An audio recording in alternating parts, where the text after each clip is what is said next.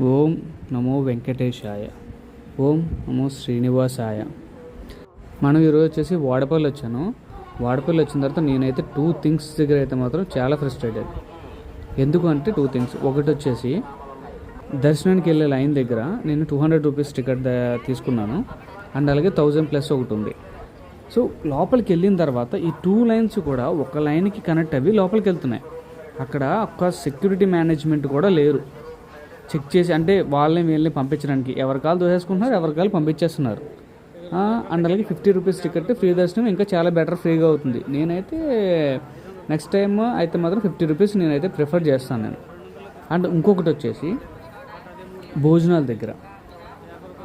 దగ్గరకు వచ్చేసరికి ఎంత రష్ ఉందంటే పిల్లలు కానీ పెద్దవాళ్ళు కానీ ఇంకా ఎంగేజ్ కానీ అందరూ ఉన్నారు. అక్కడ ఏంటంటే మేనేజ్మెంట్ ఎలాగుందంటే వెళ్ళిన తర్వాత అక్కడ స్టీల్ ప్లేట్స్లో ఫుడ్ పెడుతున్నారు. అదేంటంటే నార్మల్ టైంలో పెడితే హ్యాపీ, ఓకే, ఎంతమంటే క్రౌడ్ తక్కువ ఉంటుందేమో మోస్ట్లీ మేనేజ్ చేయొచ్చు. బట్ ఈ సాటర్డేస్ టైంలోని అండ్ అలాగే రష్ ఉన్న టైంలో పేపర్ ప్లేట్స్ అనేవి చాలా బెటర్. ఎంతమంది లైన్లో వెయిట్ చేస్తున్నారంటే ఇంతమంది.